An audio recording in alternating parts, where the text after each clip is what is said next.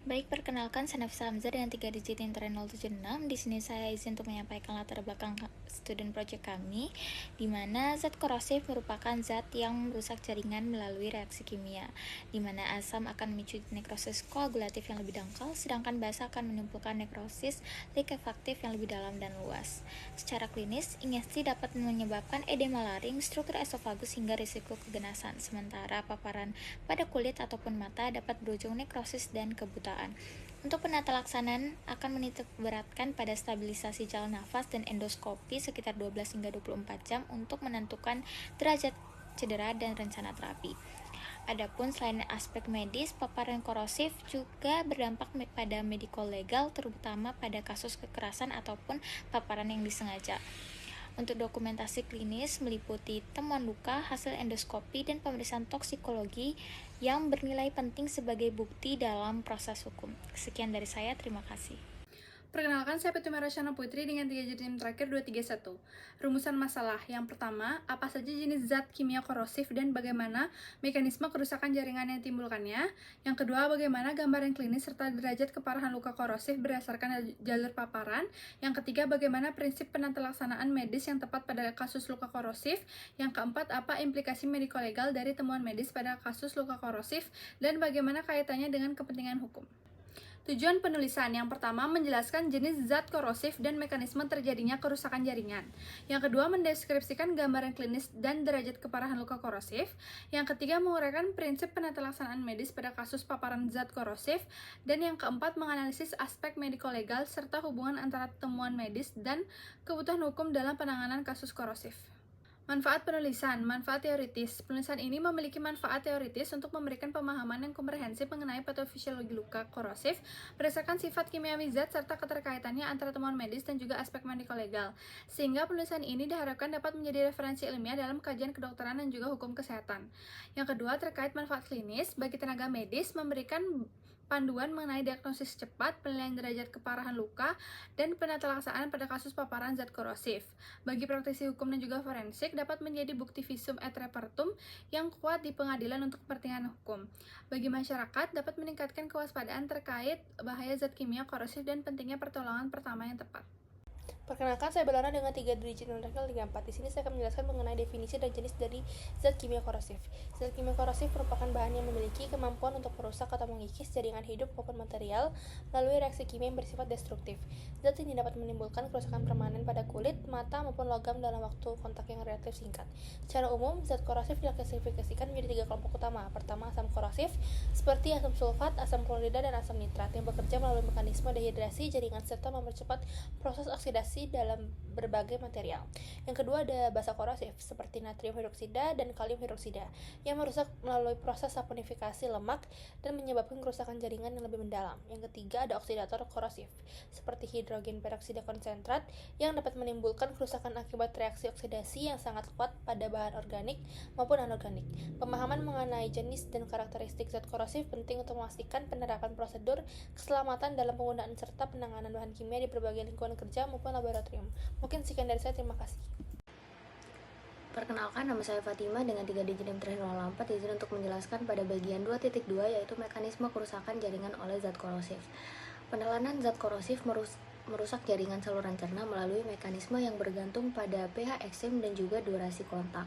Seperti zat basa kuat, misalnya pH lebih dari 11 menyebabkan nekrosis kolikuatif, yaitu mencair yang merusak esofagus lebih parah karena tidak membentuk sawar yang memungkinkan penetrasi ke dalam.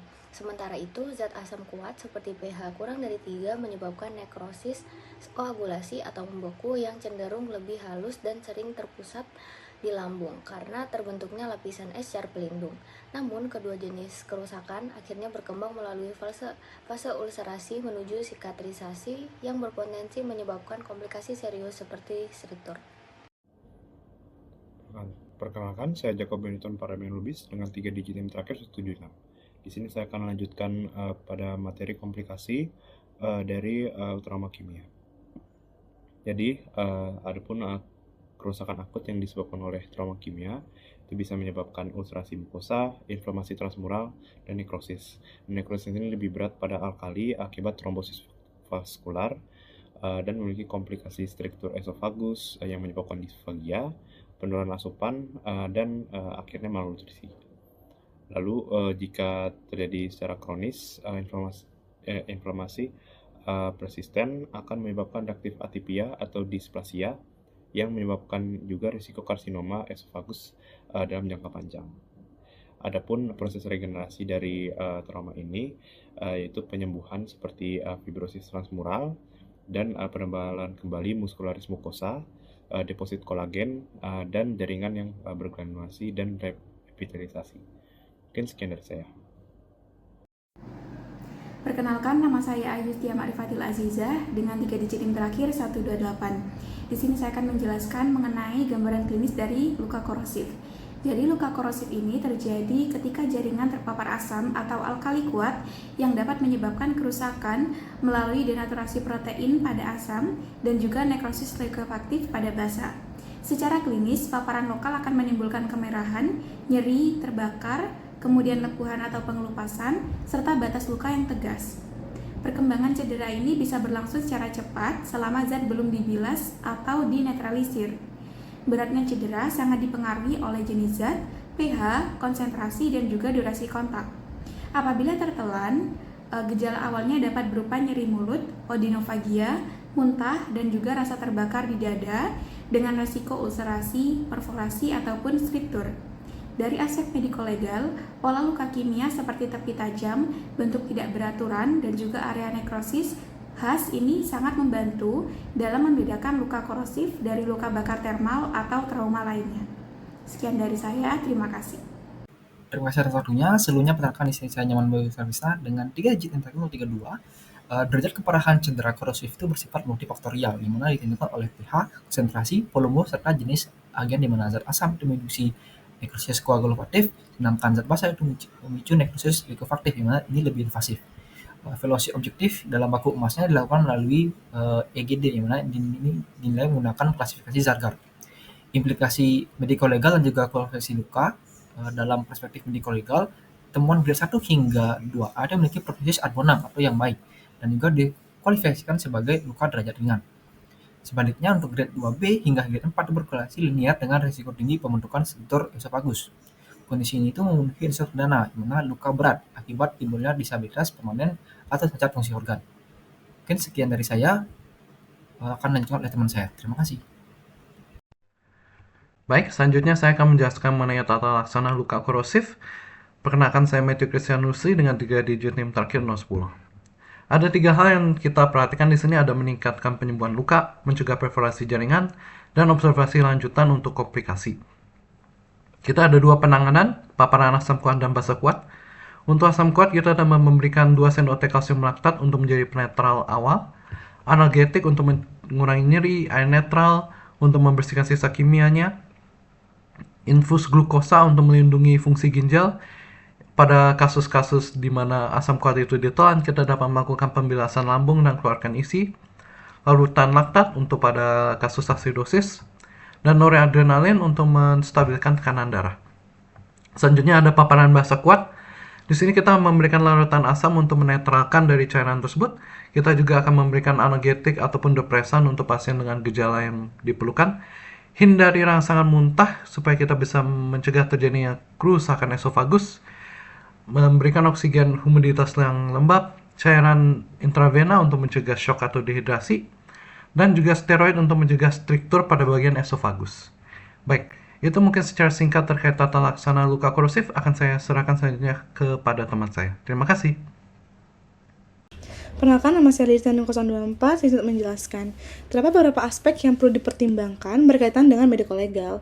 Yang pertama yaitu identifikasi zat kimia korosif. Pelaku biasanya memilih zat yang mudah didapat, murah, sangat beracun, dan bisa dicampur ke makanan ataupun minuman yang memiliki rasa manis atau hambar, tanpa bau yang menyengat atau rasa perih. Dalam pembunuhan, zat yang digunakan cenderung tidak berwarna, tidak meninggalkan residu, menunjukkan gejala seperti penyakit alami, dan tidak terlihat perubahan signifikan pada pemeriksaan jenazah. Yang kedua yaitu penilaian derajat luka. Perlu dilakukan untuk mencatat kondisi korban secara lengkap dan akurat. Aspek yang dievaluasi adalah lokasi trauma yang terkena, jenis dan konsentrasi konsentrasi bahan kimia korosif, lama dari paparan, luas area yang terpapar, kebutuhan intervensi medis khusus, serta dampak gangguan fisiologis pada tubuh korban. Klasifikasi derajat luka ini didasarkan pada ketentuan dalam Kitab Undang-Undang Hukum Pidana atau KUHP. Aspek yang ketiga adalah dokumentasi dan analisis bukti forensik. Dokter bertanggung jawab melaporkan kasus cedera kepada pihak berwenang seperti kepolisian atau instansi terkait. Dokumentasi lengkap yang diperlukan berupa rekam medis, fotografi luka, dan hasil pemeriksaan laboratorium. Bukti forensik seperti sampel zat kimia korosif, pakaian korban, atau barang-barang di lokasi kejadian juga perlu dikumpulkan dan dianalisis untuk mengidentifikasi penyebab cedera serta menentukan pertanggungjawaban hukum. Aspek yang keempat yaitu pemberian bantuan medis.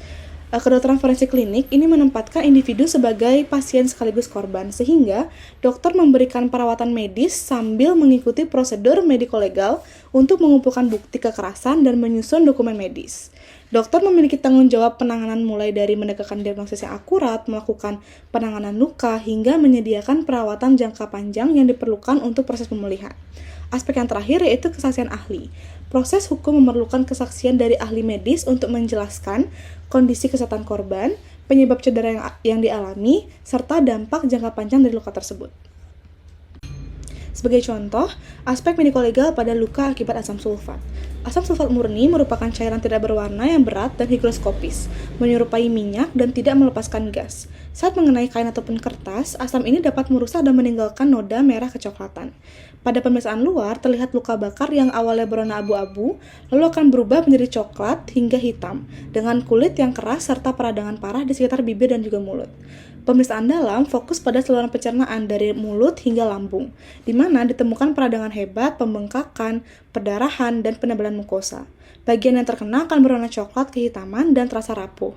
Komplikasi serius seperti perforasi lambung dan peritonitis kimia dapat terjadi akibat cairan asam yang merembes ke usus halus. Asam sulfat juga bisa menyebabkan penumpukan lemak pada ginjal dan hati yang berpotensi mempercepat kematian korban. Selain itu, dalam pembuluh darah dapat ditemukan sumbatan akibat gangguan pembekuan darah dan aspirasi isi lambung bisa memicu kerusakan korosif pada saluran napas bagian atas. Perkenalkan, nama saya Amira Kansa dengan NIM 122. Di sini saya akan menjelaskan bagian awal dari analisis hubungan antara temuan medis dan kepentingan hukum. Jadi, cedera akibat zat korosif bergantung pada lokasi, luas area, dan tingkat keparahan paparan. Dengan luka sering muncul pada wajah, ekstremitas atas, dan dada. Zat basa umumnya menyebabkan kerusakan lebih dalam dan lebih luas dibandingkan asam, sedangkan paparan asam sering memberikan pola cedera khas pada wajah dan leher akibat siraman langsung. Dokumentasi medis harus dilakukan sedekat mungkin dengan waktu kejadian karena zat korosif dapat menimbulkan kerusakan jaringan yang cepat dan progresif. Pola cedera penting untuk memahami mekanisme kejadian, sementara cedera pada cervicofacial memiliki resiko komplikasi jangka panjang seperti gangguan pernapasan, jaringan parut luas, dan deformitas permanen, yang semuanya relevan secara mediko-legal dalam menilai tingkat keparahan, prognosis, dan dampaknya terhadap kualitas hidup korban.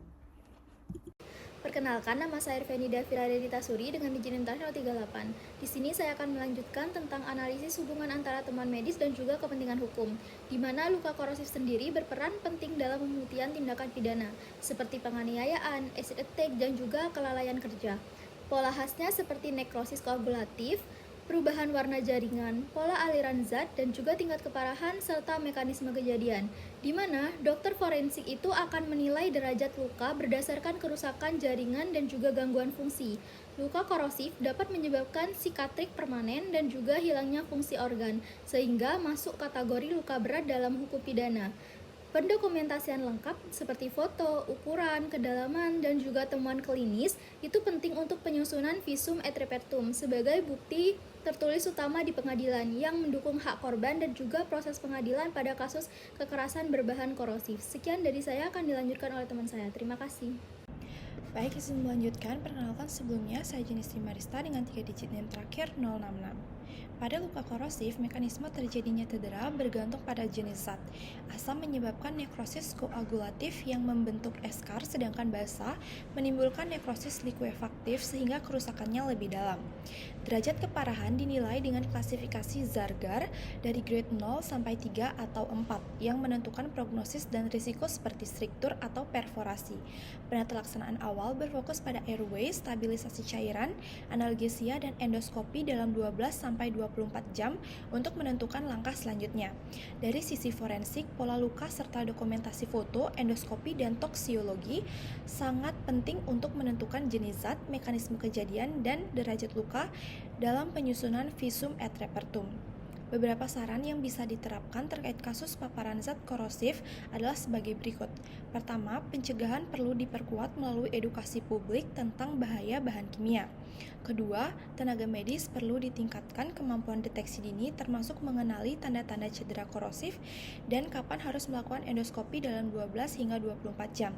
Ketiga, perlu ada standarisasi dokumentasi mediko-legal mulai dari deskripsi luka, foto, sampai pencatatan intervensi agar laporan memiliki kekuatan pembuktian yang optimal. Keempat, penanganan harus multidisipliner, melibatkan dokter umum, forensik, THTKL, bedah, dan aparat hukum supaya aspek medis dan hukum tertangani secara menyeluruh. Dan terakhir, korban membutuhkan rehabilitasi jangka panjang, baik pemulihan fungsi organ, tindakan rekonstruksi bila perlu, maupun dukungan psikologis agar kualitas hidupnya bisa kembali optimal.